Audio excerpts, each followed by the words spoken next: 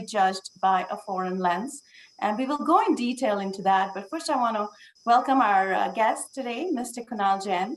So, Mr. Kunal Jain, it's terrific to have you here. You're a philanthropist, an entrepreneur, and also an innovator. And you live in the United States. And I want to also highlight your nonprofit, right? You have Son of India Foundation is something that you do. I think you'll have to tell us a little bit more about it. But you also have been involved in setting up TIE in Florida, right? And you've also been a founder of another organization called Kausalam Foundation. So it's really, really great to have you here. You're also a mentor for many startups and whatnot. So I really am delighted to have you here, delighted to have all our guests here. And, we just straight up dive into the topic, because this is a topic, we've been all facing this all through the past couple of years, listening to the narrative on CAA, on Kashmir, on the farm laws. And then now, recently, we've had so many of these reports that have come out. Of course, we've always had the Amnesty report. We've always had, suddenly I've realized there are more reports on human rights that, look into these issues. And Freedom House report is the one that we are going to sort of focus on, because that really got a lot of traction, with Fareed Zakaria focusing on it and the BBC picking up the same story. And, it downgraded India for the first time from a free country to a partly free country. Of course, VDEM also is a report that comes out from Sweden, and they called India an electoral autocracy. And, going with the current dispensation in India, Modi government has always shown itself to be independent minded and muscular, kind of government. And it basically dismissed this report. And Mr. Jaishankar, who's the Minister of External Affairs, said, if you're talking about democracy and autocracy, I really think this is hypocrisy. So I really like the way he handled it and, answered it. But Mr. Kunal Jain, I would like you to sort of put some of your thoughts on what you thought of the report. Maybe give us a little bit of an insight, just take us through a brief understanding of the report.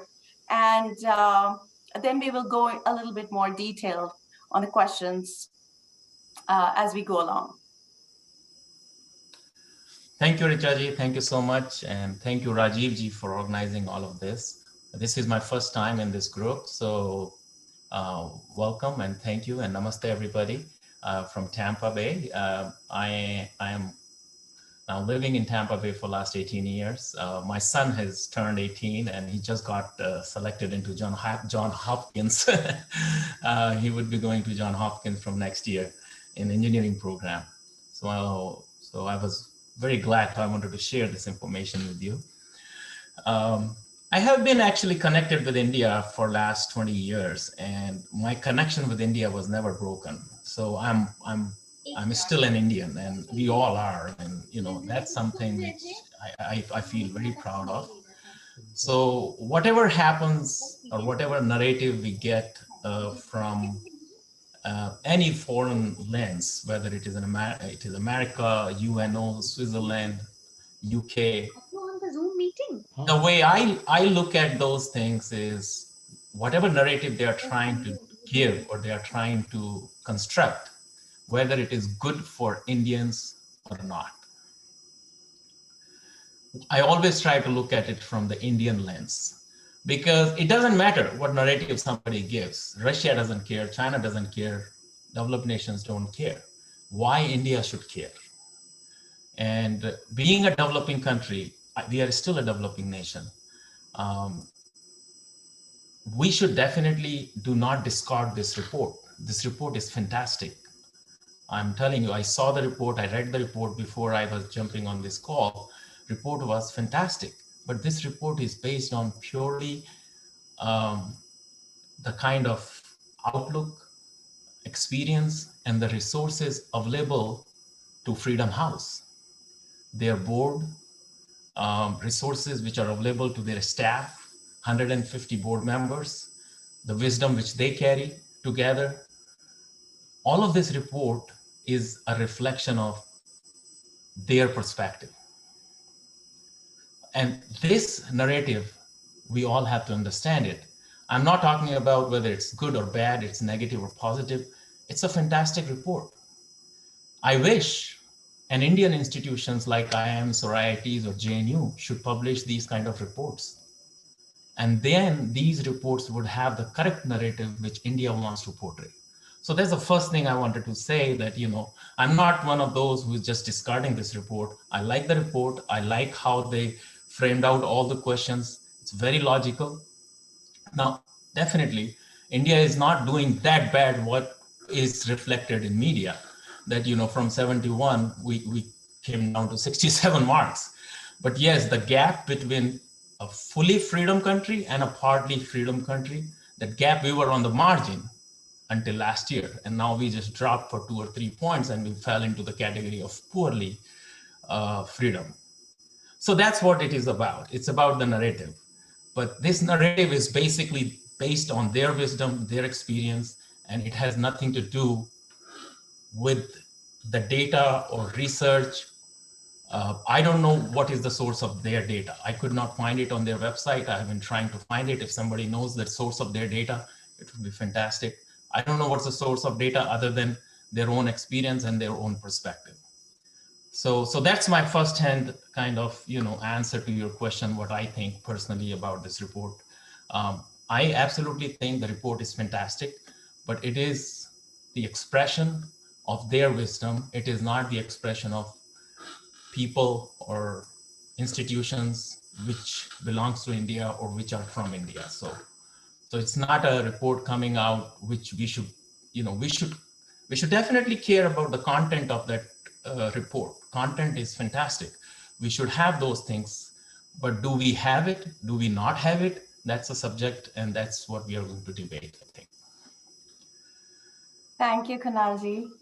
So I think there are 2 points here that I want to highlight. Is that one is that, yes, they downgraded us from 71 to 64, 67, which is 4 points down.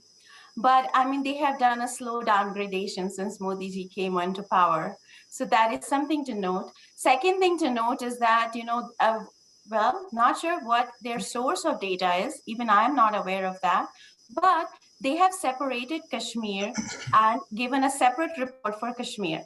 So that itself shows their bias, in terms of the fact that they wanted to show Kashmir as a separate entity away from India. And then they have put that as a completely not free part of the world, So that itself shows that there is a certain level of bias there, right? But because Jaishankar ji said that. Why do you think they should? Why do you think that they should not be biased? Yeah, exactly. Why should they not be biased? That's what. No, but that's how. They're, again, as I said, their expression and all of their wisdom is coming from the resources available to them. And who is providing those resources? I checked that their entire board. We don't have any India lovers sitting there. We don't have people who are sitting in their board or who are sitting in their staff who can give them the stories or real stories about India, or who can tell them that, hey, the source of data you are taking is wrong. Let's hire an agency in India, take the data from there so that it can become a fair report. We don't have people who can advocate. The couple of people I find, they are either advocating some kind of Muslim advisory group. Like there is a girl who is a senior programmer there, Urush. And all she is doing is the LGBT advocacy within the Muslim group. Now, if that girl is driving their agenda as a senior, she is number 2 in the organization from the staff directory, if you see it. Right. We have only 2 Indians. One is a Vivek Paul, and another one is Palmer. I can give you her name. And she is the Sushma Palmer. And they both work for US corporates. Vivek Paul worked for Wipro. Sushma Palmer was wife of an American ambassador. So they never had a first-hand information on the ground from the India. So what I feel, this is what my feeling is, when you are considering that report, and you are thinking that, oh, they have downgraded India. That's fine. But take the content, take the benchmarks they have set up. And those benchmarks are fantastic. So if they're talking about civil liberty and civil freedom, and they are saying that what you did, you disconnected the internet in Kashmir for lakhs of people or millions of people, or you used a word Muslim or non-Muslim in your CAA. These are two biggest issues, right? Right? These are the two biggest issues that you use. CAA is the bigger, that's a bigger narrative which they are trying to leverage their entire research upon. Now, they don't know why Indian government deliberately excluded Muslims. Everybody knows that Muslims is not in minority in the countries what we are talking about against CAA. But more than that, the problem in India is, and which we, being an Indian, we all have to accept, we do not have a set protocols or set law and order which can execute the same way law is executed or constitution is executed here in United States. That India definitely should work upon. And we do know that this is law and order in India is a big problem. So the entire report, if you go through 3 or 4 points, the major points which they have pointed out, whether it's a suppression of minorities in India or suppression of civil rights, civil liberties, in the bottom of all of them, it's law and order. And I think we all will agree on that. So it's, for me, it's a positive thing that if we all are talking about it, and a lot of Indians are talking about it, a lot of media is talking about it, then they should definitely work and do something. And that law and order is not just to protect particular one minority or one majority, it's to protect every citizen of India. And we have to strengthen that. I mean, there is nothing wrong in it. I mean, it's perfectly fine. So it's an eye opener for us that all of these isolated incidents which they have narrated, whether it's something is happening. The only one thing about the civil liberty which I realized, which I found, which is a little bit, you can put it on the benchmark of international standard, is what is happening right now is that the farmers movement. But other than that movement, rest everything what they have narrated is a failure of law and order. I think when I was reading their report, which is their main report, that democracy under siege, right? In that report, first of all, I think there has been a huge downgradation this year in all, across the board. That downgradation for every country, not just India. And yes, and largely because of the COVID situation, correct, where people were sort of under lockdown. Yes. So the point I have noticed is that there has been a little bit of a harsh critique for India in 4 areas. One is, of course, like you said, CAA, right? Where, it's a very biased understanding if you say that the NRC and the CAA are discriminatory against the Muslims. The second point is the Delhi riots.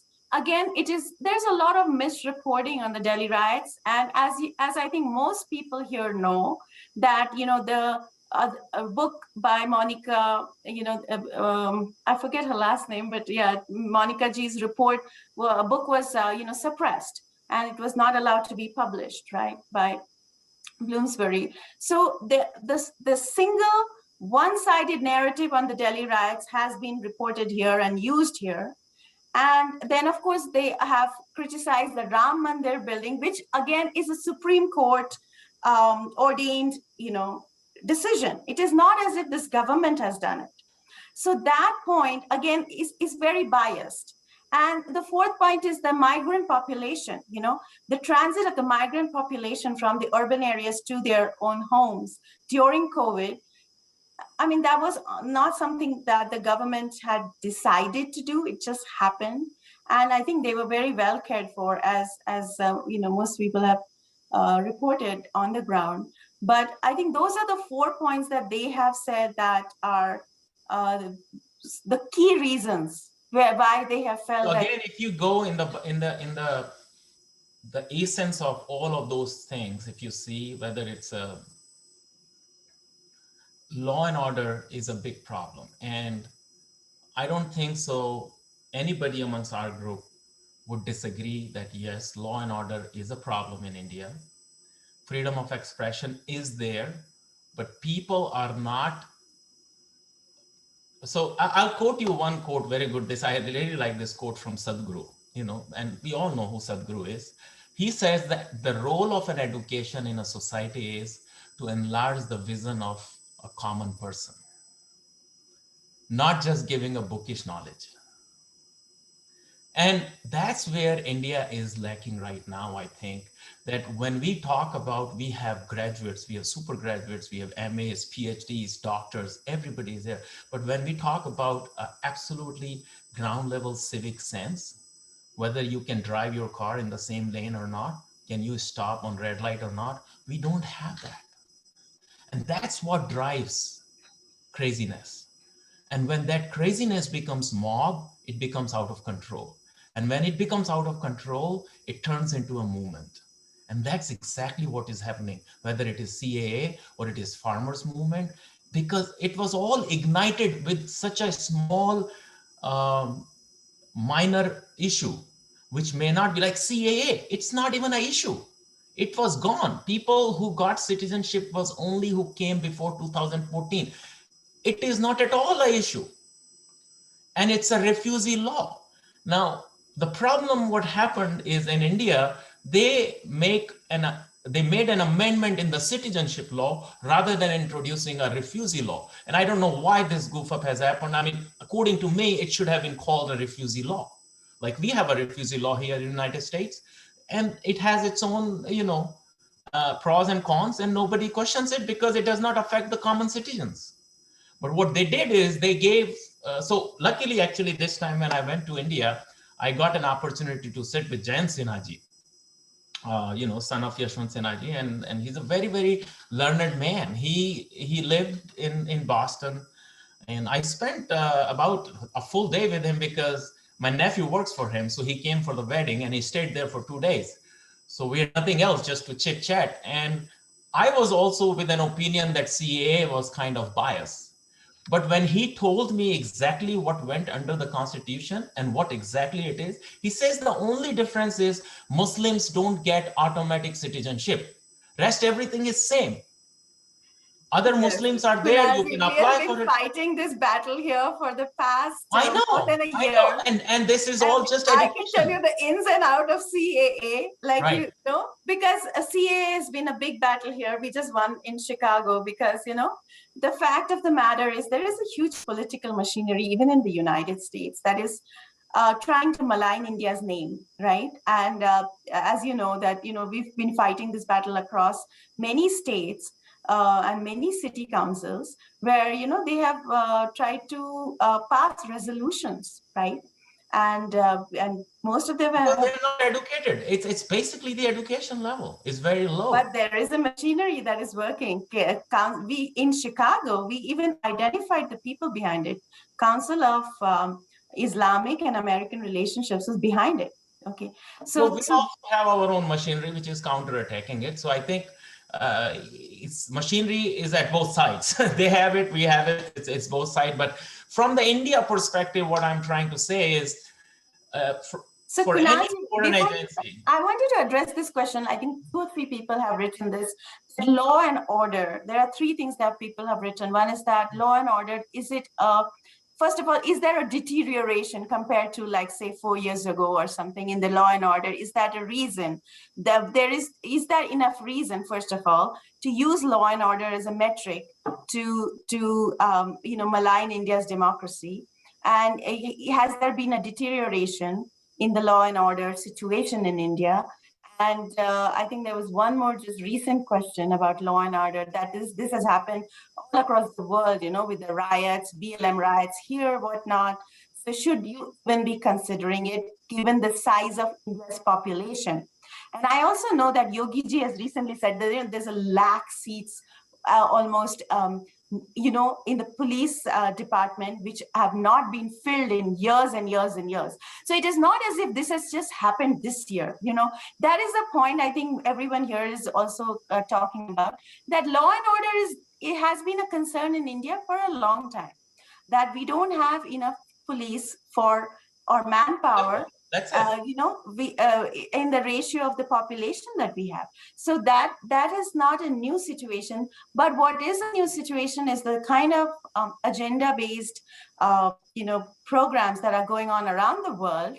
You know, whether it is Rihanna tweeting about us, or whether it is these resolutions that are being passed, or these various reports that are coming out. So largely there is a misinformation and disinformation campaign. Would you agree with that? And how would you address that? The questions that are coming in. Yeah, so I tell you my first-hand experience. Law and order is not favorable in India, and not in the favor of common person. But is there a freedom? Yes, there is a freedom. I gave my example. One of my employees whom we fired, we are a private company, we could fire anybody. But he went to the police, and then police called me and he started harassing me because he realized he's not going to get anything from that poor employee. But I'm being an American, he can get me into something and he can harass me and get something out of it. So the motivation behind law and order is very different in India. And that's excuse me, correct. excuse me, can I just interrupt a little bit here? Yes. I have some And questions. anyone who has a question, may I just say, please raise your hand. Yeah, and, is it there's a raise hand button. the flow, or are you going to take questions at the end? Yes, we will take questions. Write it down. I will read it. I'm reading all the questions so I can include it. And we will have some question time. You can write in the window in the right-hand side. Yes. Mm-hmm. Yeah. No, it's more than a question. Actually, I am trying to understand. The topic that I joined. I mean, or I just saw in the topic is why should we look at India from a different lens? And that is very interesting topic. Or were you there from the beginning? Did you just join it, or were you there from the beginning? I was there since the beginning. Okay. Maybe I'm coming to. We started this. Yeah, we drifted away a little bit for CAA. Let me come to that point now. I was just about to finish that my last question, and that will give you some questions, and then we can take the questions. Thank you. Yeah. So Richaji, let's not talk about CAA. Let's not talk about law and order. So the point I was trying to make from the very beginning, that from the foreign eyes, we cannot judge Indian situations. You can have a report right then and there. Our institutions needs to be strengthened up. They need to be stronger enough to counterattack these reports at international level. That's the only way to counterattack it. You cannot just say outrightly that we don't want these reports, we don't like it, it doesn't matter for us. That's okay. But these benchmarks, these international benchmarks, these standards, they are good internationally.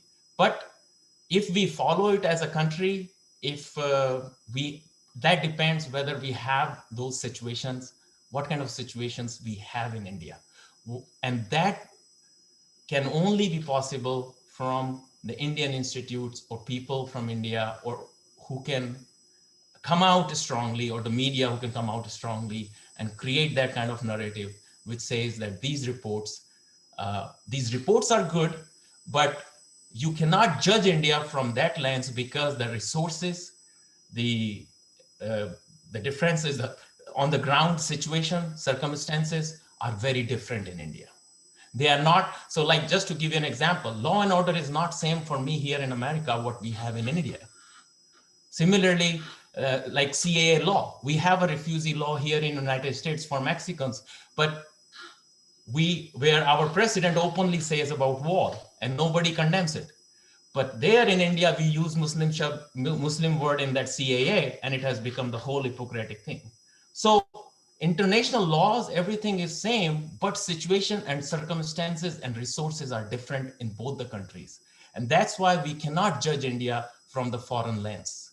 Mm-hmm. People who are judging India from foreign lens, they are not sitting in India. Their lives are not touched in that surroundings, in that environment, in that cultural, the whole environment, or in that circumstances. That's why it's very difficult to judge India from the foreign lens. That's the case I'm trying to build. Thank you so much. Yeah, I think I there's a can lot take of the questions. audience questions that are coming up. So I'm going to let people, I think Surinderji, do you have a question? Yes. Can you hear me? Yes, Yes. Surinder Puriji. Okay.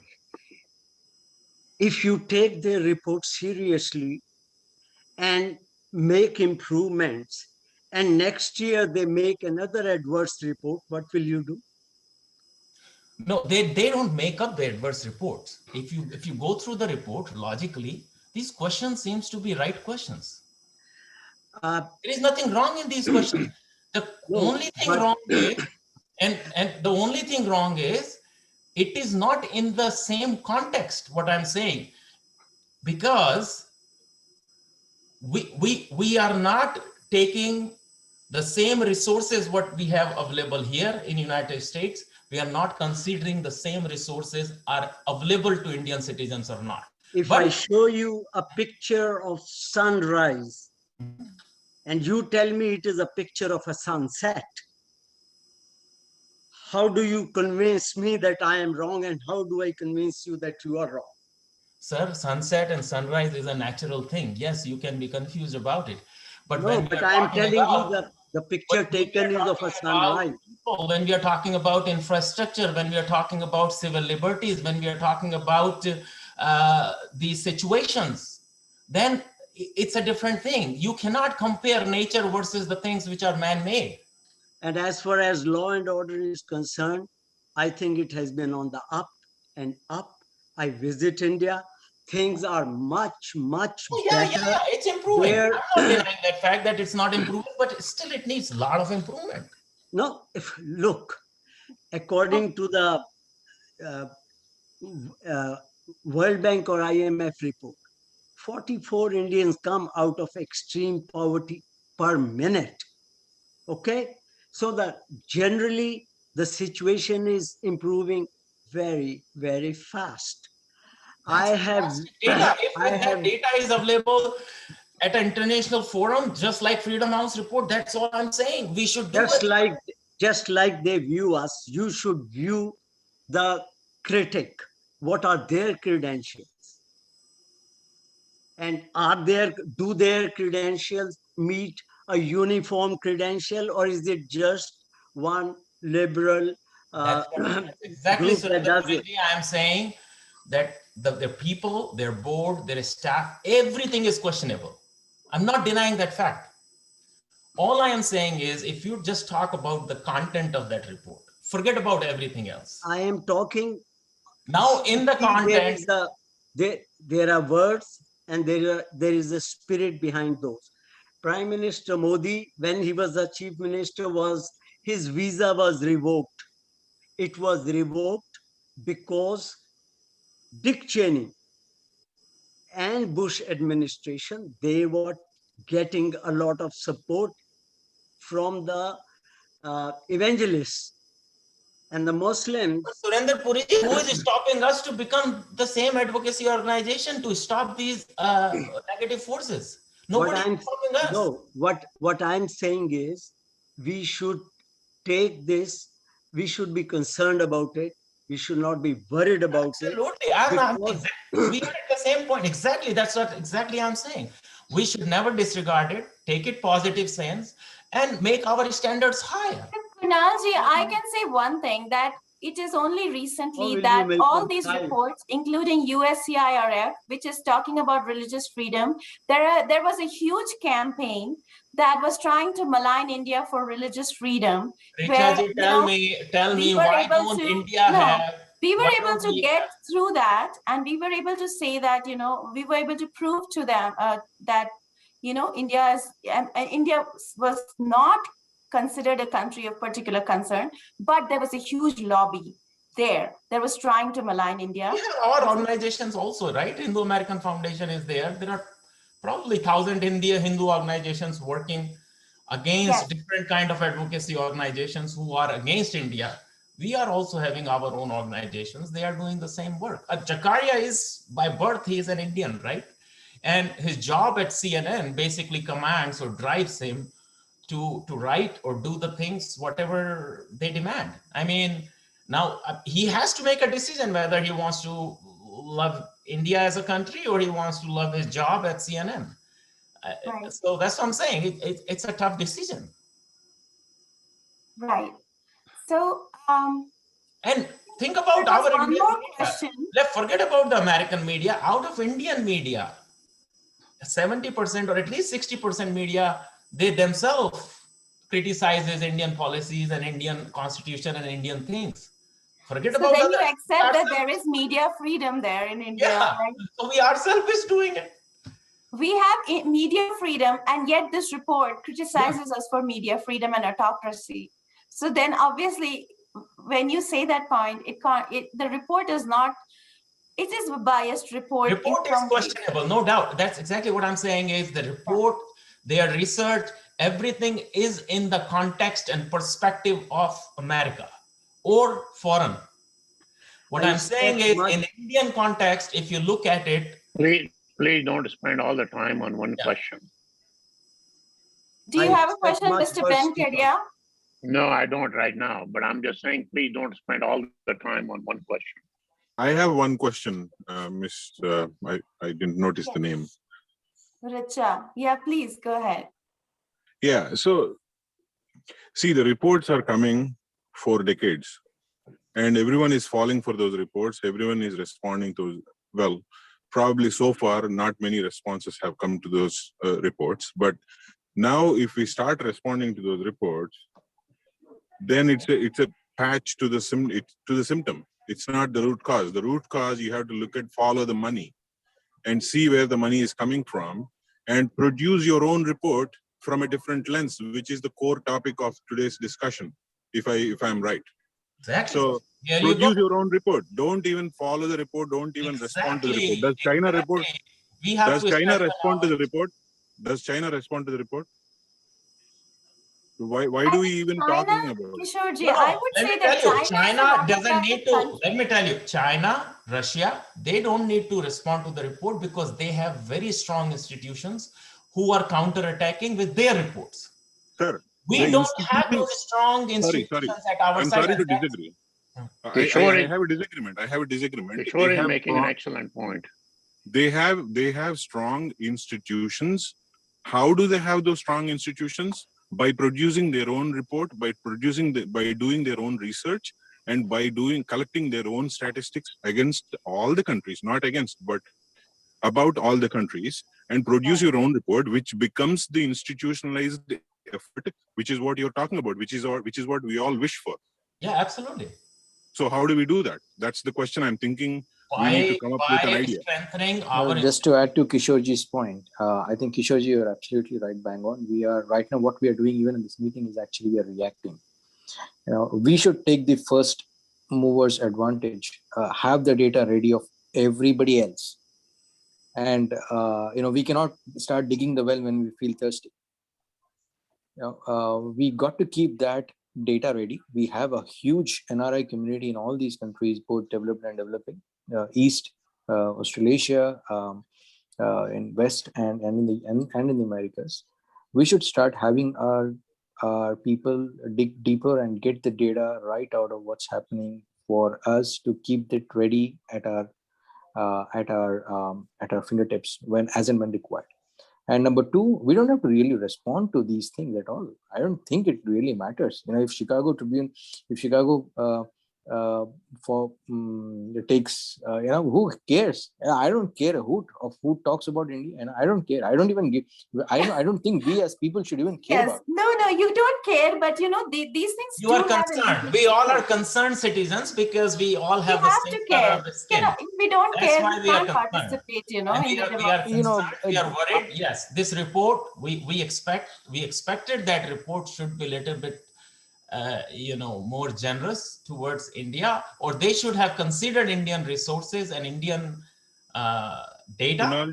Kunalji and Richaji, one point I would like to make is that you both have pulled a group of common interest people here, and that is very much appreciated, and that is very welcome also. And due to lack of time or whatever the resources constraints or whatever it is, we are in a group now, right? Now our initiative, I'm just trying to express my ideas, is that Who is Instead of Kishorji? Is that Kishorji? yes. Okay. So my idea, I'm just presenting my idea. You may agree or disagree, but point is, we have to build our own ground-based greenfield work to produce such reports based on the Indian lens, which is the very topic of this discussion. So in the Indian lens, Hindu-American Foundation is doing it. Kishorji, I don't know if you are aware of their work or not. I am one of their supporters from the day they were founded here in Tampa. We have been doing a lot of work under the Hindu-American Foundation. And we published first anti-Kashmir report. We published Bangladesh report. We did publish a lot of reports. And they are taking, we have the office in Washington, D.C. So yeah, I'm not sure if you're aware of Hindu-American Foundation. That's a great initiative. And I think that's what we need to focus on rather than responding. But I'm not to someone saying about that. Let me tell you, Kishorji, this is not what I'm proposing. What I'm saying is all of the research starts from the university systems. The kind of money university systems has here in America, that's the resource I'm talking about. We don't have those resources back in India, where these universities become international institutions and their students, their alumni, their people participate, create groups, create think tanks, and they publish those reports which are accepted at international level by UNO, by all these agencies. What people are talking about Freedom House report, it took them 40 years. But if that work starts in India, it may not even take 4 or 5 years because we have so many resources which is right there available as far as the young population is concerned. The only thing is that we have to just organize those resources. So we just need people who can start that work or government policy level. And that was actually my discussion with Jain Sinha. I said, this will not happen just because some odd person or one person will get up and start and thinking to do it. No, it's not possible. Government has to play an active role. They have to pass the funds. They have to literally flow the funds to do those kind of international level of research. Most of our international research, which happens in JNU and all, they have become political institutions. It's really sad to see politics happening in those institutions. How much politics have you seen in Harvard? How much politics have you seen in Johns Hopkins? What politics have you seen in Stanford? I've never seen any politics in any of our universities. Why because politics in India? Yeah, exactly. You're right on the point. And that's what we need. We need to first remove politics from universities and insert research right then and there. That will automatically produce and make them world-class institutions. Correct. It's a policy level change, and that's what we should drive towards. So it has nothing to do, and that's where I think, and that's, I'm very glad this whole thing has come up. This is an eye-opener. We should take it in a positive sense. It's not a very kind of big deal that we has come down 4 points. I don't think that's a very big deal, but it's a good eye-opener. As a country, we should come up with a plan. We should definitely work upon law and order situation. We should strengthen our institutions, universities, because they are the hub for getting international support. Research. Can I make a point here? I've had my hand up for a while, so may I speak? Yeah. Okay, I think basically what you're saying is in order to not be seen by a foreign lens, you have to have your own lens. Yes, absolutely. Okay. So if you are the only person, drive the international level support. So you're absolutely correct, and that's absolutely right, and that's what this group should focus on. To give you another example, let's say you're making cars, right? You can't criticize German or Japanese cars if you don't have a car yourself. Yes, only if you're making your own thing. So you're absolutely correct. I think somehow the government of India needs to be given this feedback from overseas Indians that you should have institutions and think tanks, and use the world's resources. That's fine. But make your own interpretation, write your own report. And India got into trouble only because we never did that. When the British came, we had never looked at Sanskrit. We had never looked at Sanskrit versus, Proto-Indian language and all those things. We didn't know what we had, what we didn't have. Only when the foreigners started telling us, things started waking up. So we have to wake up ourselves, and we have to make our own, absolutely, like you're saying, Mr. Jain. That is the only problem is that the government of There India is no point keep fighting and keep arguing. That will not solve anybody's problem. Absolutely. So, yes. If I may intervene here, I've been listening very quietly. I did put so can you raise your hand, because we have 2 people here who have raised their hand. One is Mr. Hari and Ms. Saral Dwivedi. So I would like Mr. Hari to go first and then Mr. Saral Dwivedi. See, I think I'm sorry to say this presentation has been a typical Indian presentation. One moderator keeps talking and interrupts not very politely. The whole thing is, so if you're going to sit here and pontificate, India doesn't have institutions, that's nothing, there's no news here. So what's the purpose of holding such meetings? You have to speak a little louder, Hariji. I can't hear you. See, to be in short, I think this meeting is a waste of time, because if your main point is India doesn't have institutions, it doesn't have this and that, we all know there's no. I'm not saying we don't have institution. We said we need that. Let me finish. Let me finish, please. That's another thing. You can't keep interrupting, guys. It's not a monologue here. You're totally rude. How you preach to Indians that you're not American or yourself? You interrupt everybody. Tell me, is it a monologue? I think I'm going to Hariji, yield. what is your question? We are taking questions, not comments.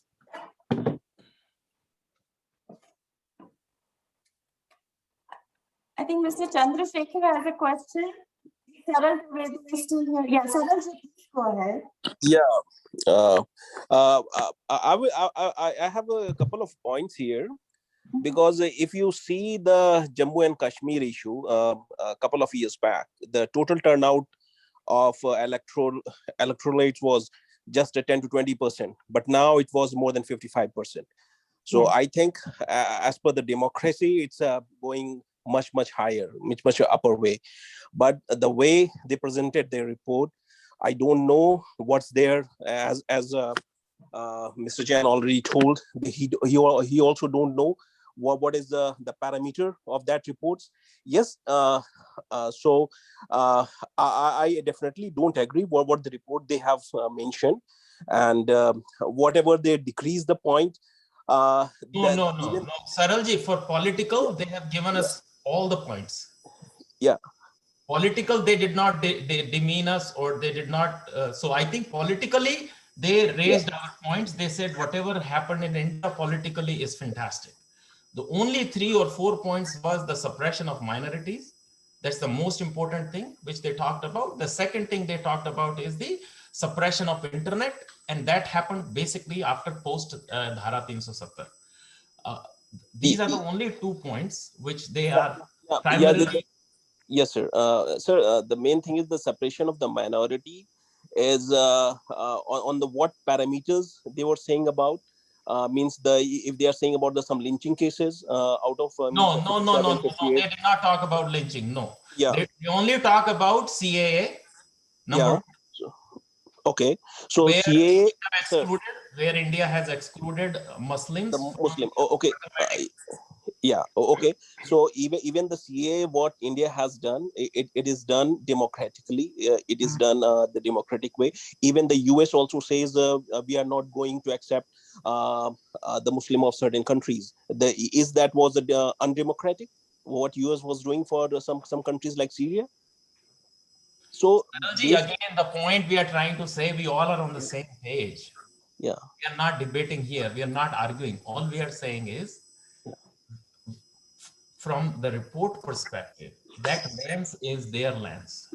We can only counterattack them with our lens if we generate something like that. If our reports have that kind of power, if our institutions have that kind of power, that international level people will hear it, that America will publish, CNN will show, oh, there is a report came out from JNU, oh, there is a report came out from IIM Ahmedabad, that report carries a lot of meaning. We have to start producing those meaningful reports, whether we do it here as an institute, or we do it here, there in India, or government supports it, or whoever supports it. But you cannot fight over what you are saying this, I am saying this. That fight and that argument, and this will not lead us anywhere. That's all I'm saying. Okay, I agree. Kunalji, there is one. Saralji, thank you for your question. Thanks, I'm just going to, we can come back to you. There are 2 more people waiting in line. So I think this Mr. Sandeep Nayak, would you like to ask your question? Yeah, hi, this is Sandeep Naik. I have two questions. One is like, is it that because of changing demographics across US and in Western countries, the politicians and all these kind of institutions, they are under pressure or they have some kind of mandate to publish such kind of reports against India, or maybe not against even India, but against all other democratic countries, right? So are they under pressure because of the changing demographics? That is one question. And second question is, we see a lot of Greta Thunbergs and Malala Yousafzais and all, where are Indian youths under 25 or under 30 who are participating in all such discussions or going into all such organizations, helping out to build such reports. So we're lacking participation of youths. So these are my questions. So changing demographics and participation of youth. So that's what it's, uh, deciding what I think perspective the I world is understand what having your right question is. now. So that's what is Yeah. Okay. deciding these kind of biases. Is that's what you're saying, right? Kunalji, would you like to address that? Sandeep ji, these are the same issues we have been talking about. Again, I don't think that the intentions of Freedom House or people, the intentions of people behind Freedom House can be questionable. But I don't think so as an institution, Freedom House report, that they have deliberately made an attempt to derail India's uh, ranking or rating. I don't think so. It is a constitutional process. They have probably 150, 200 people, researchers. Now, it might be possible that they all come from a set mindset or a set constitutional mindset or thinking. I don't deny that. But why we don't have our people sitting in their board? Why we don't have the people who think in a more pluralism way sitting in that board? It's an open board. It's a constitutionally, it's a 40-year-old organization. Anybody can come and join that board. Why don't our people go and join that board? Right? It's not a one-person show, or it's not a one-man show. Google funded that report. So Google is owned by an Indian guy. I mean, now the CEO of Google is in. Why did he pay money if the integrity of that organization would be questionable? It is not that. It is that we have to see that this lens is purely their lens. What we are talking about is our lens, and we have to settle somewhere in between. What is not good at our side, we have to accept that. What is not good in their report, they have to accept it, and we have to move on. So I think there is another question, Kunalji. One is, Can I just these. respond to that question Yeah. before we go to the next one? Which question is that? About the demographics. Oh, demographics. Let me tell you the demographics. So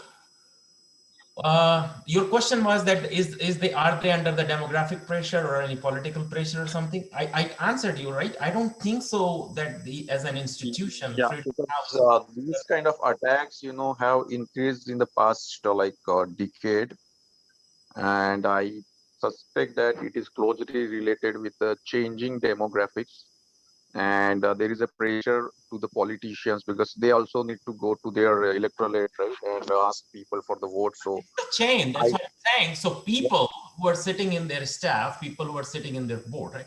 Somebody has made that report, right? Somebody has given the data. Who are those people? Those set of those 200 people? Now, my question is, it might be possible they all are leftist, or they all think they all support a particular, mindset, let's say, or philosophy. Same way we go after when, Indian population was a split when we were voting between Trump and Biden, right? Some Indians were supporting Biden's just because of the color of the skin Vice President Kamala has. But most people were supporting Trump because the Trump's policy against Pakistan and Trump's policies against Muslim world. That was a clear-cut distinction. But it was our choice whom to support, right? The same way, even in this organization, whoever these 200 people are, probably it might be possible that this year 80% people support or 80% people have some kind of, you know, affiliation or some kind of affinity towards towards the Muslim world or whoever world. But we don't know. We can't question those things. Is there a way to, disapprove this report by some Cannot credible disapprove. The only way you can counterattack the reports is, as I said, strengthen our own institution and come up with a better reports, come up with better yeah, data. yeah, Ask come up with better Microsoft reports to and sponsor us. disapprove Ask them? Yeah. Facebook to sponsor us. So Yeah. all those corporates, they fund it, they sponsor it. So it's our money. It's a cycle. So when it comes back in a different direction. Maybe we can have a poll on this report, and we can say, okay, our members disapproved your report by like 80% they disapproved. So it seems your report is Yes. not on the ground level. Yes. So that we can do. At least we can have an online survey wherein at least like 10,000 people take a We can part, only and do it through an institution. If we have a larger institution, then only we can counter it. maybe we can hire some credible surveying organizations who will do all these kind of surveys. Hindu And American then Foundation does it. I would all suggest you Indians, reach Indian out to them. Americans. Yeah, and we need a professional survey team actually. Like so we disapprove all these reports. So as soon as the report comes, we conduct our surveys and we Yes, disapprove. That's it. Surendraji, what you have? I think Sandeepji, I have Yes, yes. answered your question. Go ahead, Surendraji. What I have to say is this. Mhm. The biggest rebuttal of these reports is the re-election of the prime minister by such a heavy majority. That's one rebuttal. Yeah, absolutely. Secondly, I agree with you. I live in the area of Washington, D.C., and I have volunteered my time for a political action committee for 13 years. Mhm. I meet a lot of people who you never hear. We have a brilliant foreign minister in Mr. Jaishankar. Absolutely. I agree with you in both the points. the the the the representatives in the Congress from India are our biggest critics. Last time when uh, Minister Jaishankar was here, he refused to meet a delegation because it included Pramila Jayapal, the congresswoman of Washington state. Also, later on, the Ministry of Foreign Affairs has bluntly dismissed these as coming from people, especially the Freedom Now or whatever the Swedish as as an institution of no importance, or which is a group made of people themselves. So I think that while we should have counter reports, I don't think CNN or anyone is going to play them. The best will be to continue on the path we are doing. CAA had nothing against Muslims. No Muslim has been affected by it. Only those who came from Muslim countries to India, whether they were Hindus or people of other religion. So that's what I have to say. Thank you for your comments. I I think think there are a you all couple. raised the valid points. I mean, I'm sure we all agree on those points. I tell you from the Indian perspective, right now, the government and the leadership, what we have in India is the best, which I have seen in last 45 years of my life. My father was an MLA. I grew up seeing all these politicians, Atal Bihari Vajpayee, Yashwant Sinha, Nanaji Deshmukh, all of these people. My father was in jail in emergency and I was 2 years old.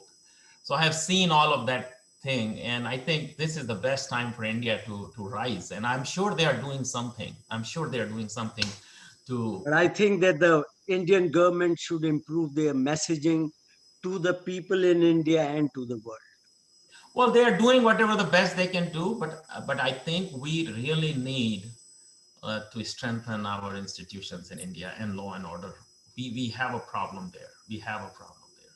We cannot just close our eyes and think that problem is not there. There is a problem there. You see, the central government cannot improve the law and order in the states in which they do not rule. Just So, double the police force. We have so much unemployment. that the state has to do, not the central Well, government. give power to state. Do whatever. But Half of the states are ruled state- by BJP now. states have the power. What could President Trump do in California and New York? He was the president of those states also. No, but half of the states are ruled by BJP now. Not half, 80%. Not 80%, but No, sir. 60%. He has a very valid point. The messaging is very important. It's not propagating to the people. It's not propagating to all the different minor sects of the vast majority of the country. And I That tell is you, very from the valid point. messaging perspective, my suggestion would be, we should not, we all live here, most of us, we live here. I always propagate India's agenda in a very harmonious way. I never counterattack somebody, or I never, attack somebody if somebody tries to even abuse India. There is no point, because that will not lead anywhere. If we just do the work silently and strengthen our research, our data, our logic, I think that's the only way to do. Yeah, but Kunal Jain, I think you have a very good point about strengthening the institution. Right. But that's a very long-term process. No, that's the only thing you I can. have worked for institutions for 40 years. I know what academic institutions are. I have worked with the most respected institution in America. It takes a long time to strengthen the institution. That's what you they can't strengthen the institution by saying from one side and do it on the other side. It doesn't work that way. It doesn't work that way. But you have to start. If you don't start, you'll never make it. You have to start somewhere. Modi ji is a go-getter. if he decides, I'm sure. Even if you remember this Fareed Zakaria's comment on that Sunday program, he prefaced that comment by saying that it was expected that democracy was meant only for advanced economy and not for developing economy.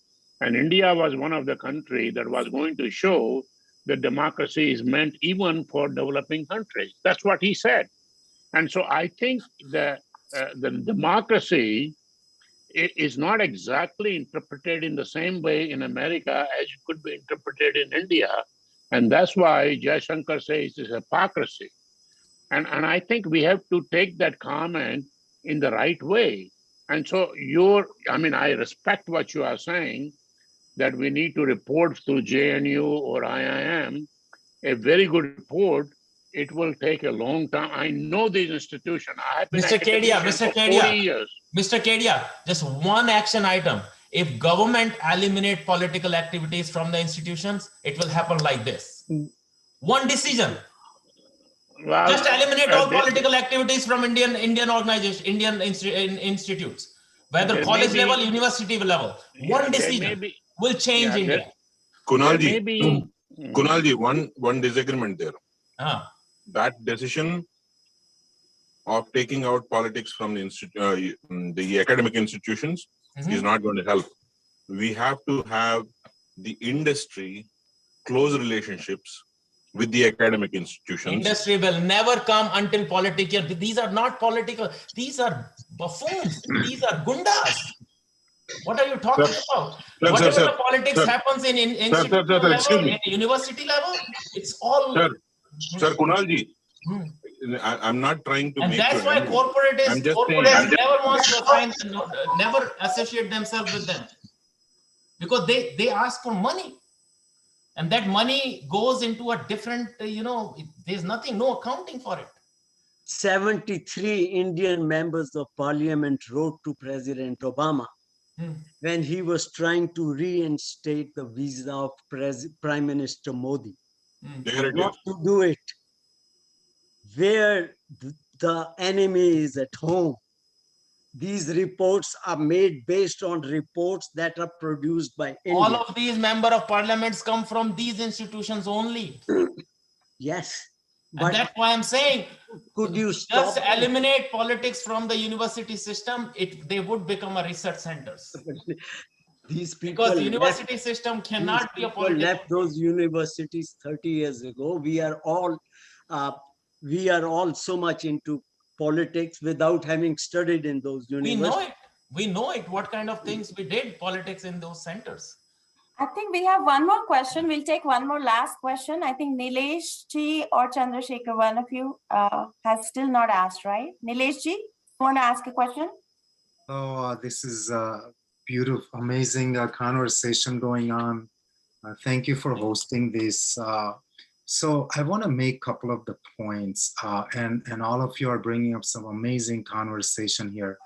First, let me talk to Mr. Surendra ji, and he made these amazing comments that I think we need to pay attention to.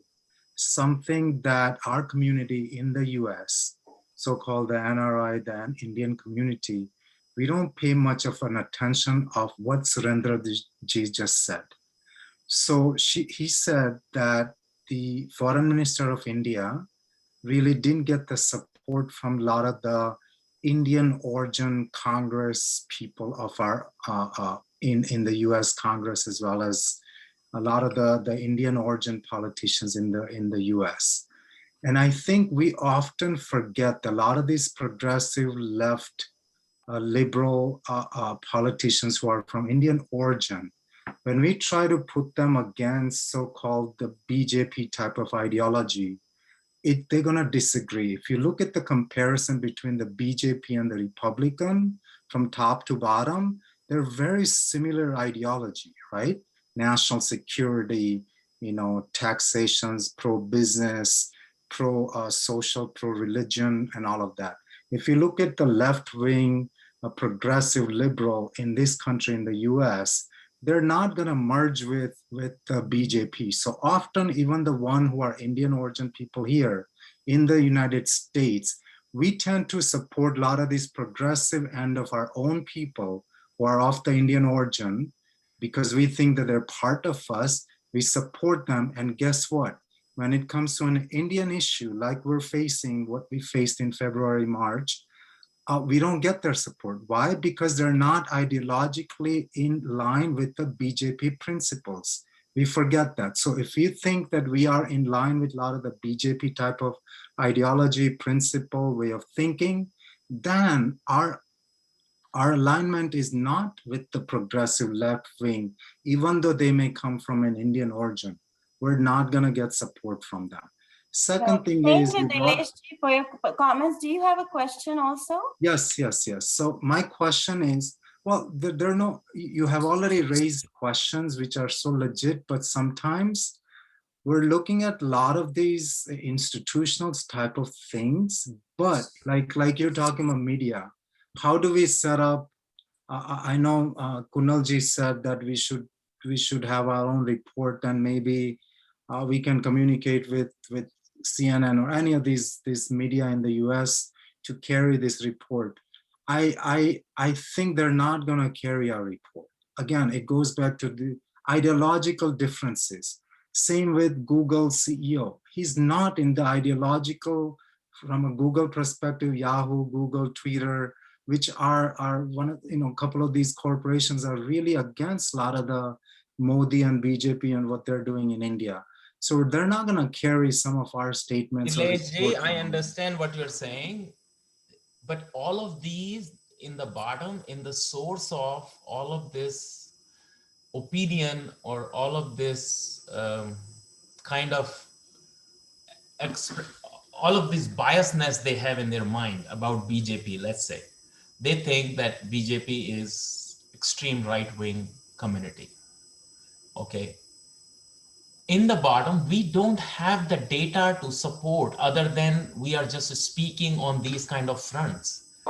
What I'm saying is, if we produce logical reports based on international standards, not based on BJP report, not based on RSS agenda, not based on some one person's agenda, based on international agenda where international professors, and it's not that we don't have, we have people. Look at our group here, 30, 40, 50 people at this moment.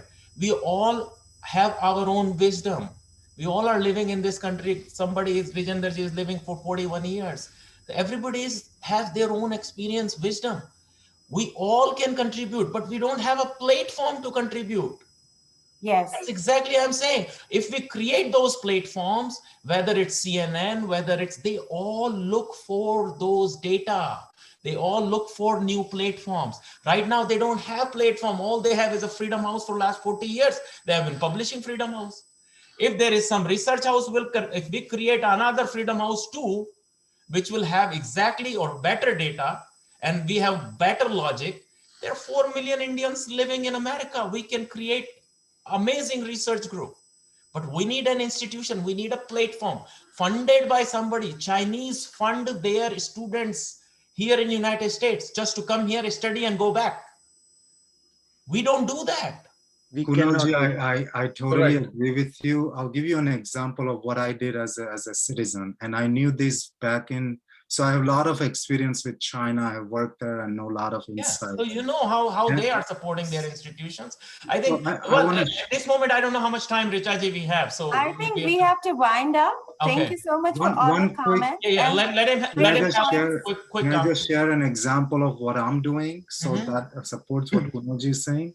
Mhm. So because I realized what China was doing with India as far as the border disputes, I have written a couple of the articles, business articles that have been posted in Fortune magazines as well as Forbes magazines. Fantastic. Really amazing. And I was There you able go. to articulate that and post it on LinkedIn and been transmitted to thousands of people. And here's what I have wrote. It was on why Nilesh did ji, the, I'm sorry, we are so out of time. We're But already. this is it, Nilesh. That's what needed. That's what I'm saying. We need our intellectual wisdom to counterattack these reports, And we need not platforms. illogical arguments. That's I all. get, I get what you're saying. Us Yes, as exactly. citizens, we need to take up and start posting as just citizens Absolutely. to bring this awareness of a lot of these topics, basically. Absolutely. Thank you, thank you. Yeah, Thanks we for should follow up on starting this. this Thank platform. you so much. I'm just going to summarize some of the points. I think great points. I'm so glad we had an open discussion. Kunalji, thank you for leading some of these thought, giving us that thought leadership. So some of the most important points I gleaned from this discussion is that, we need, first of all, a messaging. Like Surinder Puriji also said that, we have to strengthen our messaging. Kunalji, you also said the same thing. Our messaging, like the CAA, you said it, if we had called it a refugee act, it would probably have helped a little There bit. you go. Perfect. Right? Yeah. And secondly, like you said, institutional strengthening. We do need to strengthen our institutions, whether it's the law and order. The colonial structure has been going on for so long. So where right now we have, as you said, a dynamic government, we really have this opportunity. This is the time. It is the time. Someone said we should petition and talk to the government, send out a message. We probably can. Kunalji, you probably have the right links to send out that message that we need to create that strong law and order situation, stronger institutions where the corruption is, managed, political interference is reduced. And I think the couple most important points that, I would like to end with is what Kunalji, you also said, and some others have endorsed, is that, we need something like a Purva Paksh, where we are doing our own research, own reports. If we create something as beautiful as, like you said, it looks so beautiful, the Freedom House report. I read the whole 27 pages. Yes, it looks absolutely unbiased if you look at it, Every from word the of surface. it. Every word of it. Yes, and if we create similar reports, we have a counterpoint. Better reports. This is better reports. Better We have to reports. create- Yeah. We must, And then I think a fifth point, which is so important, which we don't do. China is totally ingrained into the UNHCR, and like you said, these, Islamic groups have sort of taken up positions in all of these Amnesty doing it. International and Freedom House, like you said. So those are very important things. We need to have our people in the right places, and we are not really, our government is not investing in that. Our people are not studying social sciences to the level that they should be. And I think at this point, we have to address that weakness, because we are being hit from all angles, despite, like, again, people have made such important points. Democracy has been on the rise. Panchayat elections, participation, from women, from lower classes has all increased actually in India in the past 3-4 years. So, we have a lot of things to be positive about. And, I think these 5 points were really, really awesome. I think Kunalji, if you want to end it with some final points, we will close them. One question: what are the action items that we have for the topic of the day, like Tiranga? How do we change the lens? I mean, credible action items, like, opinions are good, but yeah, sure. Kunalji, do you want to just address summarize, that? Richaji just summarize. It's basically whatever the front you are associated with Indian government, whichever front, whether you have connections in embassy, you have connections politically, you have connections in the institutions, say the same thing. Don't just, it's like, from, we all know Hindi, right? बचपन से हम लोगों ने देखा है India में बिल्ली और कुत्ता कुत्ता आता था, बिल्ली आंख बंद कर लेती थी, सोचती थी कुत्ता उसको नहीं खाएगा, उससे कुछ नहीं होगा. We cannot close our eyes. We all are, the world has shrunk into one village. Facebook probably has a couple of countries within himself. So we all are living at an international level. We all are international citizens. We have to follow international rules. But in order to strengthen India, whatever we can do, we should do it. Just support in whatever constructive manner you can do. You can donate, you can support Indian institutions, you can support Indian embassy, you can support Indian politicians. Don't criticize, just support whatever you can do. I That's am it. Okay, extremely so impressed guys, by the I wish that quality you of should have a attending. follow-up meeting. Okay, guys, have Yes. have some follow-up meeting. I think it's very fruitful discussion, and Mhm. we should come out with, we should converge more and more and come out, which is more useful and more productive for the country. So please have some follow-up meeting on this. Yeah, just support every Thank you. organization you have here. Like I support probably over 10, 15 organizations, whether it's Akshay Patra, Ekal, Hindu American Foundation, all kind, whatever, wherever you see a good work is happening and you can support, just support. Support Mr. Meglani. Support So him. I think I'm going to say that the follow-up meeting request will definitely be entertained. And through Tiranga series, we will have one more session on Freedom House report and these reports that have come out. And that will probably be this weekend, but I will keep you all notified. As long as you're part of our groups also, you will get the notification. But we will send out the invite for another discussion on this, because I think this is a very hot topic and there has been a lot of interest and very little coverage actually from our side. So Why Mr. don't we Vijay, write, why don't we write a letter of protest to these organizations who have condemned Indian record and let them know that they have no significance in the mind of an ordinary Indian. If one letter will serve the purpose of a report. yes, we can actually do that. Actually, we can do a petition or a report. One A point, letter. Richaji. One point that I just wanted to add. Sorry about that. If we can have our roots on the ground, like local level, when I say local, it's within the state, each state, 29 states, local level bodies, which will give us ground reports in local language, and an English a converted version of it, which can be obtained from the same group.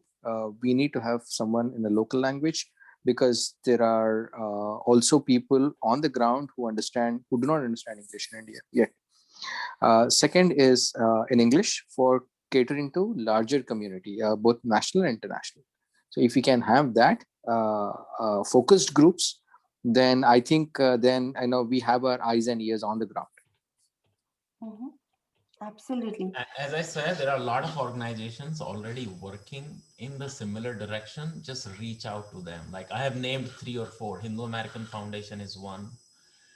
We are doing some work. Petition is a good way. Petition is a democratic way of doing it. If you really want to do something, you can start a petition, circulate amongst all of us that we condemn this report.